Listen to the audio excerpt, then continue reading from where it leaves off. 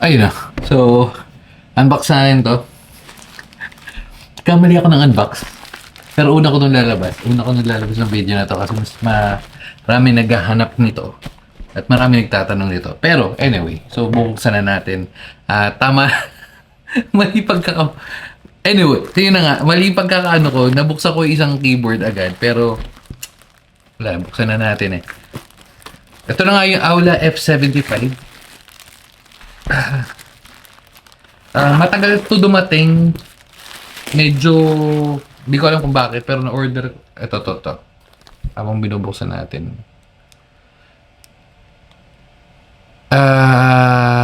Yan. Sakto. So yan, nandiyan nakalagay yung presyo. Original price 3,750, nakuha natin yan 2,590 roughly 26. Na-order ko siya nung December 30 tapos pero dumating ng 4. Tama ba? Okay. Pero yun, medyo late na nga eh, kasi anong petsa na ngayon? January 18. Ngayon, well, yung ginagawa ko ng video. So, medyo matagal natin siya nabuksan at nakatambay dun sa labas. Dahil, busy holiday at naggala-gala tayo. So, open na natin to. At kung sulit mo yung pag-aantay natin dahil marami ng tulad nga nasabi ko kanina, marami naghahanap itong keyboard na to. Isa to sa most requested. Pero kasi ako meron ako ganito yung Aula. Hindi Aluwa yun sabi ko dati. Tawa ka dun sa nag-comment ng isa. Okay. Maganda yung pagkakapackage niya. Oops. Safe na safe. Diyan natin, yung mga tinatabi nating grid. Yung kalat, dyan lang sa gilid. Okay. Yung box, yung box oh. Medyo durog ng onte pero okay lang. Gilid, wala naman masyadong, hindi naman siya ganun ka-fancy. So, simpleng box lang naman siya. Ayan, so nandito na pala, ayan oh. Hindi ko alam kung ano to, pero 2.4 Type-C. So, sa kabila, isa pa napansin nyo, medyo malayo na yung camera natin, pero kahit alog-alogin mo yan, walang, di na ano yan, di na alog. So, yung sa likod, yan, wala naman. Yung specs lang, tsaka yung mga details ng keyboard. Open na natin. Keyboard. Pag nagbukas ka ng keyboard, syempre pa. Wait. So, meron tayong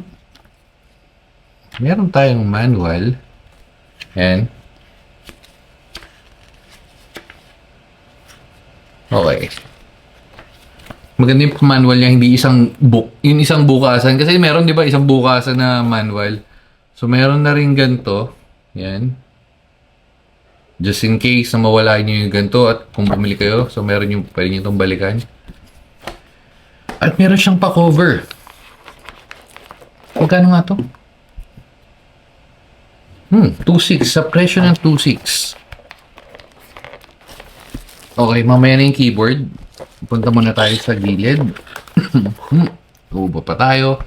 Hindi ko masyado trip yung kable pero ayos lang since marami naman tayong ganito. So USB-A, USB-C. Oops. Hindi mabalik. At okay, so meron kang kasamang ganito, keycap puller, switch. And keycap puller. Pero ang hirap kasi gamitin ito. Yung mga ganito kung kasama yung sa iba, yun nga, nasabi ko sa mga previous video kasi umiipit to, masyadong masikip. Unlike ito yung trip ko Although pangit yung pinanggalingan itong keyboard na to. Hindi pangit yung keyboard. Pangit yung experience. Pero yan so, yan mas open, mas madali. Tsaka to, mas manipis, madaling kunin yung switch. Okay, so ito yung kasamang switch or extra switch. Open natin.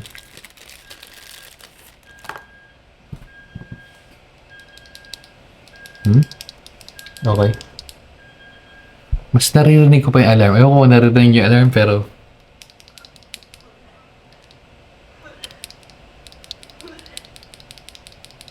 Rinig niyo ba? Yan. So, yun yung, walang tatak eh. Wala. Pero may diffuser na siya. Oh, alam na natin yung diffuser, guys. Kasi dahil sa niliyobog. So, salamat sa mga nag-comment nung nakaraan. So, may diffuser na siya dito. Kung pwede matanggal. Hindi ko sure eh. Pero ba't mo naman tatanggalin kung nakalagay na, di ba? So, yan. May extra dalawang switch. So, goods yun. At punta na tayo sa main event, which is yun sa keyboard. So, marami na akong ganito na may kasama, pero yung iba hindi ko nilalagyan, hindi ko na ginagamit, pero baka gamitin natin to. Testing natin. Kasi current na gamit ko yung spec. Uy, maganda. Yung ganda. Kaya pala maraming request. O, sound check na agad tayo niyan. Sound check. Uy, napakaangas. Sound check. Wait.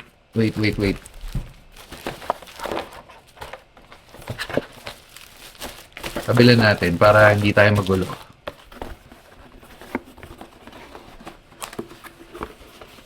Ganda ng tunog. Tsaka ang ganda ng itsura. Mas maganda yan kung masasarado natin kaagad yung box. Okay. So,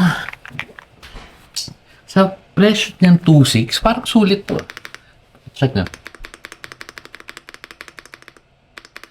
I-spacebar again, huwag na kayo masyadong mag-expect na maganda unless magpapalit kayo ng stubs. Pero, para sa akin, out of the box, goods na yan. Pero ito, ang ganda ng tunog.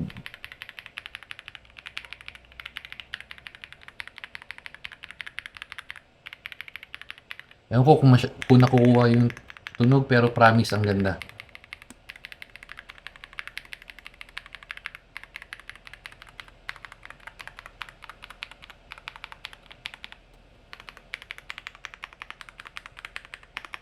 Diba? Solid oh. So, punta na tayo sa taas. Sa taas, syempre yung Type-C. Tapos meron pang Chinese eh. Di ko alam kung ba't naglagay pa sila dito. Tapos, ito, Chinese rin.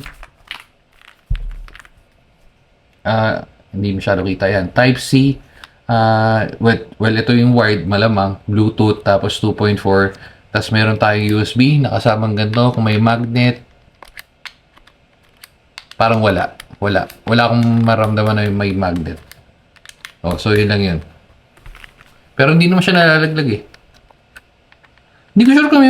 Ay, meron. Sorry, ayun o. Ayun o. Ayun o. Hinihila. So, may magnet. Okay. So, yun yung sa taas, sa gilid. Walang pailaw. Baba. Walang tatak, walang pailaw. So, sa baba tayo, syempre yung stand. Dalawa yan. Ang daling buksan. Ang daling hilahin. Kasi iba ang ano eh. Ang hirap eh, di ba? Pero... ang hirap iangat ng ganito. So, ito.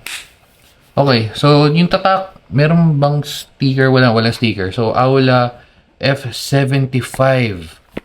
Pag ang keyboard, bumili ka ng keyboard, bibili ng keyboard. Chef, kakaano si Queen Yasmin eh.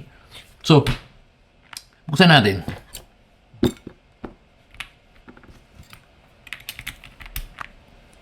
So same lang. So same lang nung na kasama.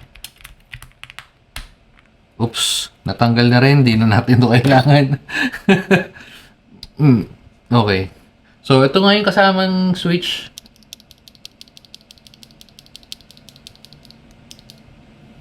Yan. So may diffuser, 5 pins, north facing. Tapos, plastic to eh. Ayun o.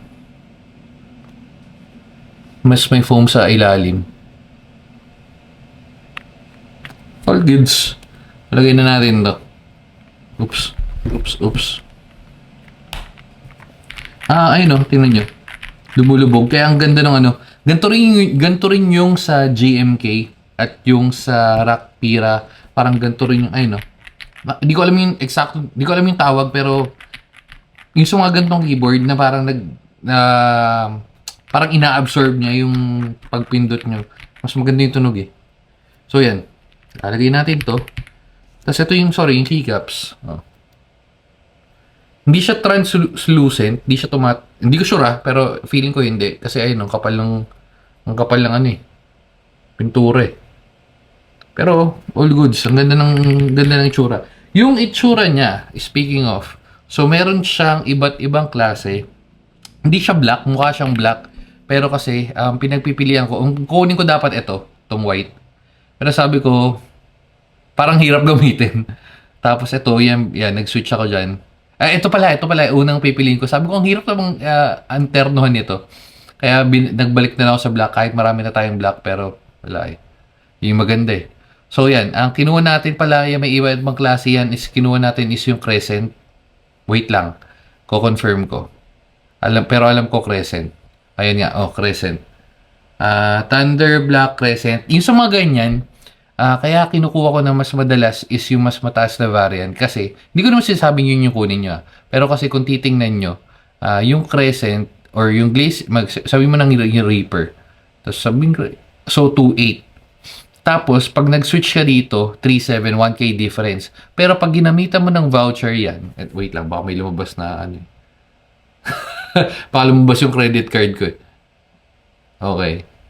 So, yan. 2.7, di ba lumalabas? Teka. Di ko sure kung, pare-pares. Pero malamang. Ay, wala. Wala na yung 1.2. Di lumalabas yung 1.2 eh. Wait. Wala, hindi. Baka tapos na yung mga panahon na 1.2 voucher. Change payment method. Okay, wala. Pero yan, pagka ganyan, 3-2. So, onting difference. Pero nung mga panahon na binili ko yan, well, yun nga.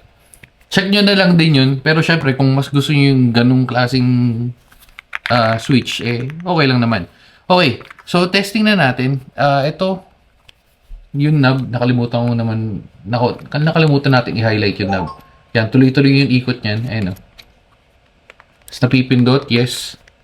Kung natatanggal, natatanggal din. Yun. So, yung mga common na tanong eh. O napapalitan, hindi ko sure, pero ang ganda nitong knob na to. Parang sa lahat ng knob na nakita ko, or meron ako, parang ito yung pinaka-solid. Ayan. So, test na tayo. Kunin ko lang yung pagte-testingan natin. Kunin natin yung Steam Deck. Wait. Okay. Wait lang, maalikabok. Okay. So, Steam Deck, testing natin yung kung quality ba siya, men. Siyempre, quality yan. Pero, siyempre, iba gusto mo rin malaman eh, di ba? So, kabit natin to. Para di na tayo oops. Sign in. Lagay natin to. Oops. And switch natin sa 2.4. Okay. So, yun yung ilaw. Diba? Hindi na siya tumatagos tulad ka na sabi ko. Pero all good sa akin yan. Medyo ito yung... Parang wala pa rin naman akong... wala akong blue-black. Black-yellow meron. Pero to blue-black-yellow wala. So, yan. Ayun yung itsura. Ito yung itsura pag top view. Okay, so testing na natin. Okay, so testing natin. Enkiaro yan malamang. Yan, ang ganda na tunog. Hindi ko sure kung feeling ko nakukuha malakas yung mic nito. Yung nakakabit sa 6700. So, latency test. Kita nyo naman, ayun, ang bilis Bilis bumaba. Ay, hindi nakita yung number, sorry. Ayun, 26. Okay, so, and last test natin. Yung software, hindi kasi nagre-reply yung seller. May issue pa ako doon sa seller na yun, pero ibang issue na yun. Ibang topic na yun. Kasi may nasira tayong keyboard, hindi siya nagre-reply. Pero, yun nga, ibang topic na yun. So, testing natin. Medyo mataas. Ay, may mababa pala, Yan, sakto. Kaso mababa lang yung Steam Deck. Pero hindi, ito testing natin yan, man. Game.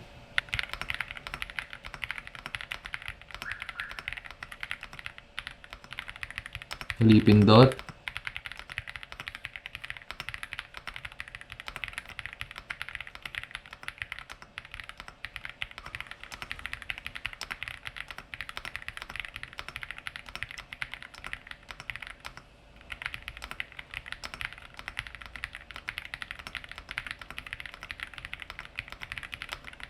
Mhm.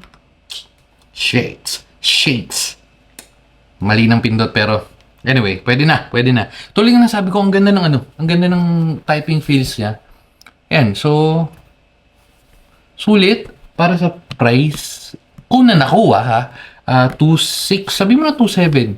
Kasama ng shipping and all. Ang ganda eh. Yung software na siguro, which is yung typical na, ano to? Hindi ko lang napansin. Ilaw lang siguro. Yan. Yung software nito, kaya yung mga software, di ko na madalas sinasama kasi lalo lang yung mga ganito. Unless na yun may mga LED screen na, yun ng mga monitor, mga keyboard. Di ko na sinasama kasi, ano eh, parang halos pare-parehas naman sila. Siguro isa, di ko sure. Isa lang siguro pinagagalingan nun ng software nila at pare-parehas lang naman ng, yun nga, keyboard, map and all. Pero syempre, kung gusto nyo, hanapin pa rin natin at lalagay ko na rin yung comment or sa description. Pero other than that, para sa price nito, ito pa pala, gusto ko tong i-share kasi ito yung mga gantong layout yung trip ko. Papansin nyo, may space dito. Kasi yung iba, pagka dito, dikit na yung F1. So, mahirap gamitin. Although, yung paggaganon, isang diretsyo niya, nandito naman yung delete. So, depende na lang talaga sa inyo kung ano yung trip nyo layout. Yun yung lagi ko sinasabi. Pag nagtatanong kayo kung mas okay ba yung ganito, mas okay ba yung ganyan. Eventually, pagka nakahawak na kayo ng keyboard, mapapansin nyo na mas gusto nyo yung, sana nandito yung ganito, sana nandito yung gantong key. Tapos, isa pa to, ayan o. Diba? FN tsaka yung control na lang. Di na nila nilagay yung alt. Mas okay rin sa akin yung ganun. Kasi, kadalasan hindi ka naman pipindutan ng alt dito eh. Dito ka naman 'di ba, control alt delete or alt kung ano man. Yan, so FN na lang tapos control. Okay na 'yun. So yan, yun yung keyboard. Para sa akin sulit to. Saka nasabi ko nga, out of the box, ang ganda na ng tunog oh. Diba? Oh, yun lang.